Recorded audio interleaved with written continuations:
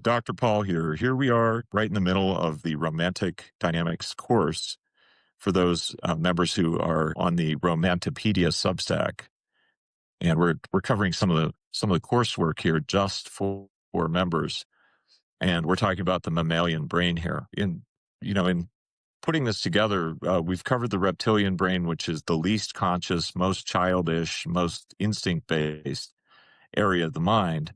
And I use the triune brain model to explain all of human courtship and also psychological development, personal growth, and things like this. One of the things about all the coursework that those of you with a monthly Substack membership have access to then participate in, purchase and participate in, is that some of the coursework is about, you could say, the higher brain. That's the area of character development, conscious self-awareness, personal boundaries, intentional wisdom of decisions in the character psychology coursework. But then there are also areas that have more to do just with you could say, the reptilian brain or the core of male mindset or a female mindset. There's courses for each of the sexes. And then there's also coursework for both of them, which I think is the most important and most extensive work I've done in 30 years, which is to piece together a cogent, useful, repeatable, reliable model of human courtship, prior to which there were bits and parts of sciences. The Gottmans are amazing for partnership and marriage, which is now the minority of people in the West are now single since the mid 1990s. Prior to that, majority of people were married. But the Gottman's work is amazing, mathematically sound, scientifically sound, but really doesn't teach dating, and it doesn't teach how single people can become less lonely by forming friendships and starting to date. It's more about you're already partners and probably you're married. There's not even that much about boyfriend girlfriend relations, but that's kind of the region of the mind we're talking about today when we talk about the mammalian brain. Evolutionary psychology and Jungian psychology, I believe, unify and explain each other, although they try to address the all of psychological development and the quote whole brain or whole mind.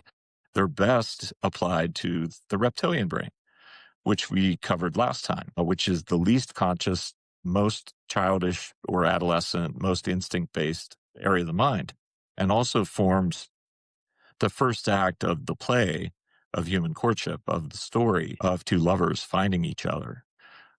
You could call it early dating. That's the reptilian brain. Gottman doesn't explain that. Hard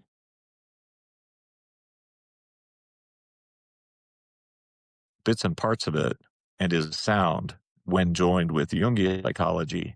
But there is no model, to my knowledge, except for this one that goes through the entire mind, the entire span of human courtship and also human development simultaneously. Previously, the area of matchmakers don't tend to have a cogent system, a gut instinct about matching people. So this explains it. So here we are in the mammalian brain. So the reptilian brain being about instincts, being about survival and reproduction, it best explains a survivalist mentality, which you could also extend into a me sort of perspective, going beyond just the basics of the Maslow's hierarchy of needs, all the way down to the bottom, food, shelter, water, things like this, but extends upward into me. These are my life's goals, my dreams, and it's all about me. That would be a narcissistic person in an adult life and an adult attempt to participate in courtship. So we're leaving that area and going upward in the triune brain into upward. What do I mean? I mean more consciousness, more self-awareness, starting to see boundaries, but especially the area of the emotions. The emotions are not the passions. I put them in entirely different categories because I put the passions in the reptilian brain part of the model, in the sexual attraction part of the model. The emotions are different. The emotions in my model are formed by the concept of self-esteem. Self-esteem used to be more of a pop psychology, it used to be called self-help, literature, but today is starting to be investigated in research and actually named and attempts made to define it. So when you think of the word self-esteem, I think of many thousands of clients or patients I've had over 30 years almost. I have never met a person with consistently high self-esteem who ever gets very depressed or anxious for very long. They may encounter traumas, which harm the passions, by the way, always produce shame. Otherwise, they aren't traumas and therefore diminish masculinity or femininity. But self esteem is something different. Self esteem can be hurt, it can be affected by loss and grief, and it can produce sadness by way of its absence, and it can produce anxiety by way of its absence. Now, I often lecture colleagues, other doctors, medical students, therapists, and so forth. And when we talk about mood, and I raise the topic of self esteem being a synonym really for happiness, pleasant emotions, and the absence of both anxiety and sadness or depression, whose flip side, by the way, is anger. We talk about how in the psychology of mood disorders, we often see kind of epiphenomenon, a phenomena in the emotions that we then add to the diagnoses. And we say usually only one of two types of additional mood troubles. Say somebody has major depression. We might say we observe depressed mood and sadness, and probably anger is at the root.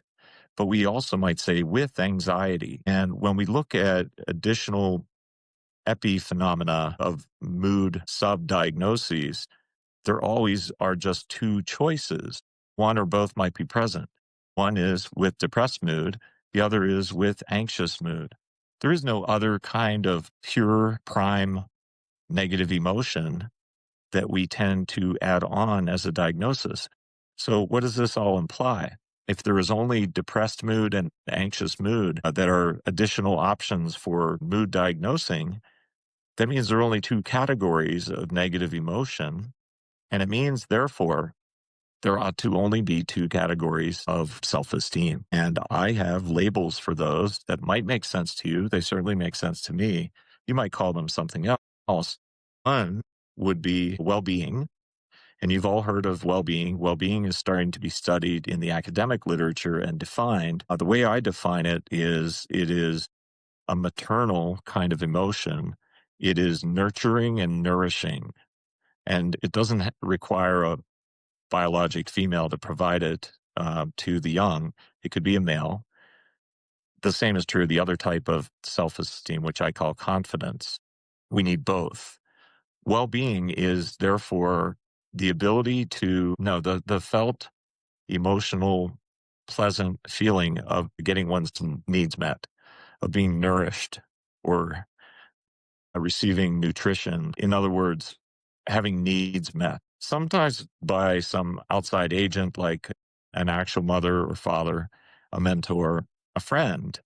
And especially in the world of romance, the concept of friendship comes in here too. So when we are good friends with somebody, we provide this kind of self esteem called well being to them when they have a need, and we try to either meet it or we care about it.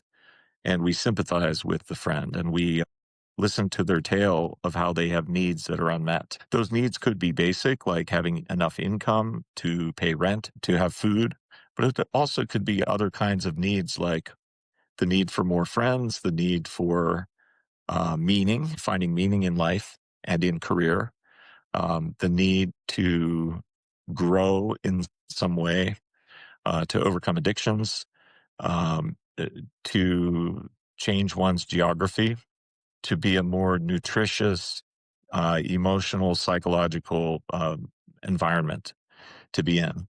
So we sympathize and we care for a friend. Very, very true at this middle phase of human courtship, which I call emotional attraction, not sexual attraction, not desire and passion, or the shame and rage of unrequited love, which isn't really love, it's desire.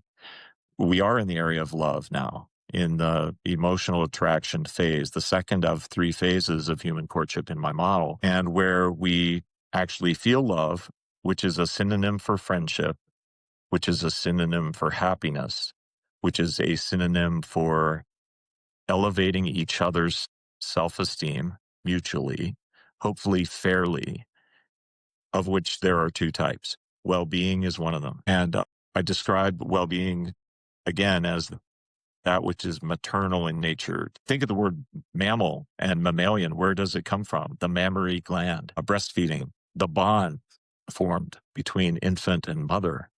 And notice I said the word bond. I didn't say the word attachment. Attachment occurred in the reptilian brain in the sexual attraction phase. Attachment is therefore unconscious, primal, survival based, and reproductive based, attaching. Bonding, we say we have a friendship bond with a friend. Bonding is also bridging from that which is potentially unconscious and instinctual, but also in Freud's terms, preconscious or subconscious, which I think is what he was referring to with the term the mammalian brain, the emotions. Think of emotions. You can have an emotion, not know what it's about, but you know it's a kind of signal, like a traffic signal, telling you to do something about a problem that there is. It's neither pleasant or positive nor negative. It's informational, even while being emotional. It's saying something needs fixed. In the case of lacking well-being, one therefore feels hunger and need and unmet need. And the absence of well-being then feels sad and or angry. I believe all angry people are also sad people. I believe all sad people also are angry people. It's as Carl Menninger once said, suicide is anger turned inward. And we've kind of morphed that today colloquially into sadness is anger turned inward, or depression psychologically, not medical grade, but psychologically, sadness or depression is anger turned inward. So sadness and anger are the same thing. The absence of well-being, the absence of getting your needs met, including your dreams, it extends again above survival needs. It can be your need to become what you were meant to become, or to have your striving for your dreams, being in the right environment for that, and not having that met. You then feel sad and you feel angry. You don't feel rage exactly. You feel anger, different from rage. Okay. I believe rage to be the flip side of shame, both of which are reptilian brained in nature. They're largely unconscious. They're impulsive, instinctive, and passion based, like a vacuum of passion for life, which is a death like feeling. Okay. So rage and shame, flip sides of the same coin. However, anger isn't rage. Anger is the absence of well being. It also is sad. So there's one of the two forms of self esteem that we need in order to feel what? Happy, and to feel friendly, and to be a good friend, including toward ourselves. To be loving, you could say, and also sympathetic. There's another synonym for all these words: self esteem, friendship, love, happiness, and it's the word value. So, in this part of the mind, the mammalian brain, the second phase of human courtship that it forms, emotional attraction, is where we also value the other person. The higher their value, the happier they make us, and the more of a friendship bond we could say we have. Hopefully, it's mutual. Otherwise, it will probably not last, but it is value. So, what is value? Value is the amount of happiness that we feel from a possession, a person, a situation. That's its value. What is our value to others, including our romantic partner? Our value is the amount of happiness that we produce in that person by doing what we do and being who we are. What's the second kind of self-esteem? I use the word confidence. It is the antidote ultimately for anxiety. It is what is produced in any behavioral therapy endeavor. It's the raising of one's confidence, which occurs through defeating a fear, surviving a fear. For example, public speaking or fear of the house, agoraphobia, fear of the marketplace, and panic attacks. Behavioral therapy is used on these things. It has been for many decades. What is behavioral therapy ultimately? I believe it to be courage training. So if you think of, and this is going to apply to relationships once again, because the two things we will always encounter as when we're at the level of exclusive dating, boyfriend and girlfriend scenarios, where we're not just in early dating, where we may or may not continue to date the person. We're now exclusive, but we also have not committed to a lifelong relationship or marriage. And you don't have to get married to truly be into commitment to another person, where you promise things about the future that you will fulfill and live up to no matter what happens, almost like the wedding vows that very few value any longer or adhere to or fulfill. So we're just in the boyfriend girlfriend arena, which is the area of love, the area of friendship. We're always going to encounter at some point some need as exclusive budding partners, boyfriend, girlfriend, who feel not just desire, but love, different things. And we're going to encounter angering things. We're going to encounter sad things together. And those will both be rooted in unmet needs. Maybe the need of the partner, potential partner, maybe in our own needs. Maybe we don't even know our needs and they aren't getting met and we are sad and we are also angry. Maybe they are too. Maybe it's mutual needs not getting met by the environment we're in, the jobs we have, the economy we live in, the culture we live in. And we may or may not recognize that either, but it's angering and it's saddening. That will be encountered in a boyfriend girlfriend situation if it lasts long enough.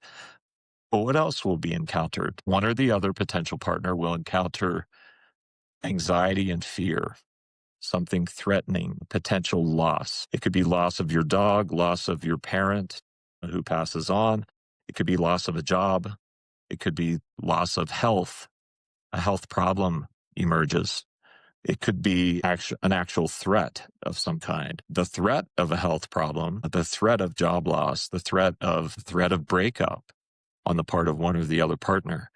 All of these things are going to induce anxiety in one or both partners. And what will the antidote be? From behavioral therapy, we learn it is. So let's define that.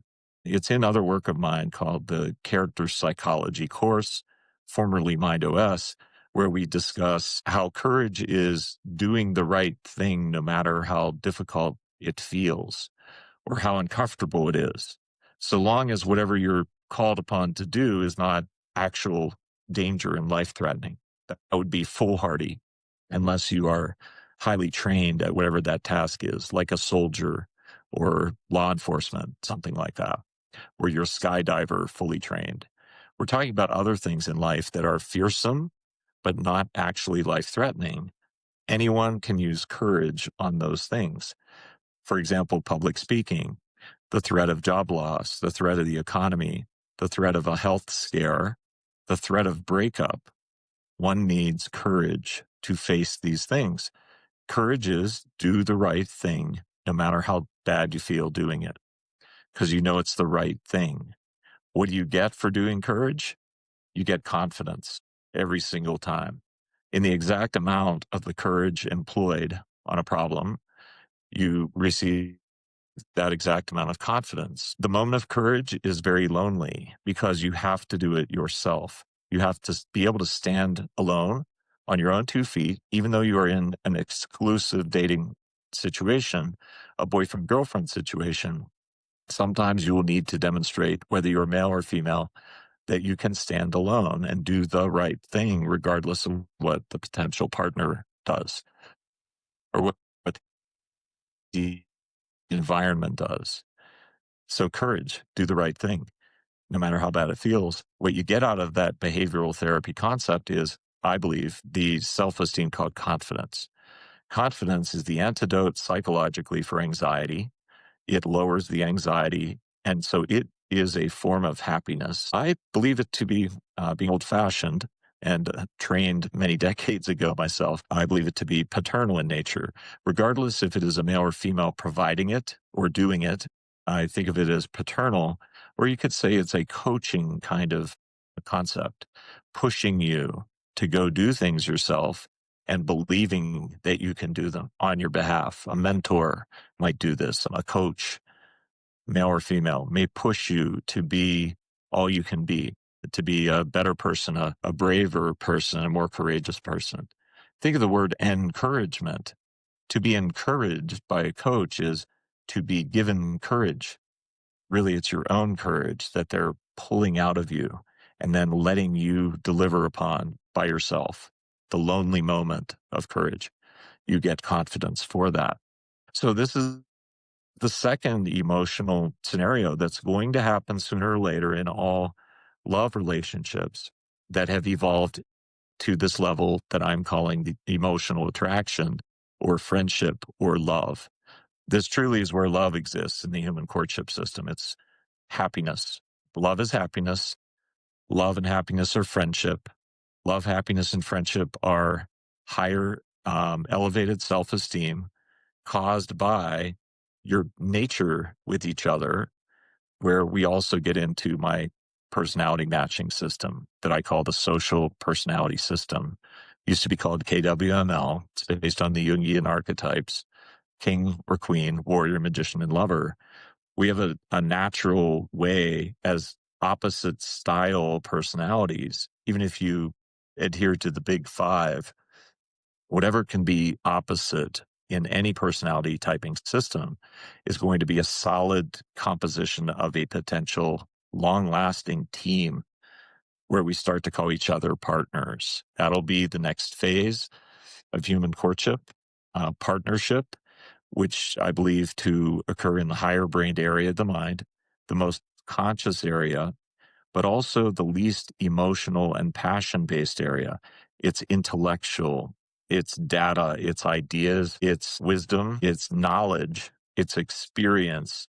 And how do we bring all those resources together as true partners who make promises to stay together and adhere to some sort of vows about the future? So there's a reliability that each partner will be able to have in the partnership of the other to be lasting into whatever the future brings, good or bad. That'll be the next and final phase of human courtship we will be covering.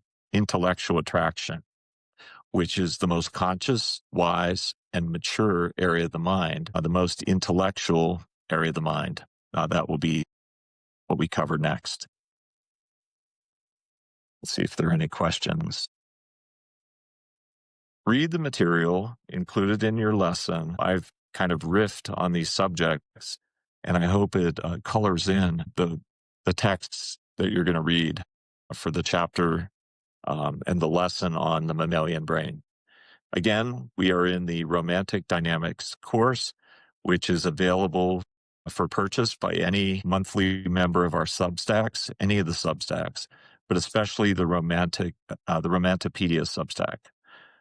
You have to be a member to be able to even access these courses, and they're very advanced courses.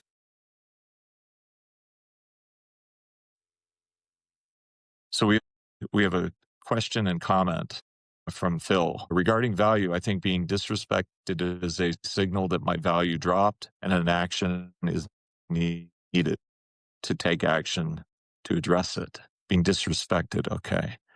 Because if that new belief is going to start looking for my evidence to support that new belief, like a snowball effect. Okay, I think what he's talking about is defining the word disrespect. What is that? One could be minorly disrespected in how you feel emotionally because you're right. Somebody might not value you in this moment, or they might not value your tendencies and behavior at this moment. They might not value your competence and ability as a potential partner, a love interest, exclusively dating at this moment. And you may as a result may feel your boundaries somewhat violated potentially if they're a very narcissistic person Or if they're a solid, not so narcissistic person, an empathic person, it may cause you to look inwardly at either an incompatibility with that person on this one issue. It doesn't have to dominate the whole relationship. Depends on the issue. And maybe you can't change that about yourself and it is truly just an incompatibility. You'll both have to decide, should we continue? Can we continue? And is this a minor incompatibility in my competence and my nature and my personality? Or is it perhaps something I could work on in myself and grow at and change? So that's the emotional level. Now, at an even deeper, very harmful level that would be categorized as a traumatic experience is the disrespect something that reaches all the way down into the reptilian brain. Phil, if you are a male, you may then feel a diminishment of your masculinity caused by the quote disrespect, which is likely a true incompatibility with the other person in terms of the nature of your masculine development, and or it may be that the other person is very narcissistic and very much doesn't care about your sense of self and identity at that deep level. So what do you then feel within the disrespect? You need to look to see, is there shame for you in that feeling? Shame means your sense of being truly alive and excited about life and excited about life with this potential partner has been cut down and your masculinity level has diminished and you therefore feel shame. The flip side of this shame slash disrespect is the word rage, something far deeper than anger. Okay. That's how I would break this all down. Just to put a period on the end here, Freud called the discovery of psychology the talking cure within neurology. The talking cure means language. So language is imperfect. It's why they call it the DSM, the Diagnostic and Statistical Manual of Psychiatry Diagnosis. Why statistical? Because it's all we have when we use language. There is a statistical likelihood that if we very much tunnel down into a definition of what is disrespect, it can feel happy, therefore anxiety provoking at the mammalian brain emotional level. But is it also defined as shame reaching down to the reptilian brain level of your masculinity cut down? Freud way back called it castration, and or if it's a female we're talking about, a cut down of the femininity level, and therefore passion for life and passion for the partner. So that's my answer. Thank you for the question. Thank you to all those who have joined live. I hope you enjoyed this lesson in the Romantic Dynamics course, available for those who are to purchase for the one-time setup fee for those who are members of any of our Substacks, especially the Romantopedia Substack. Thank you all.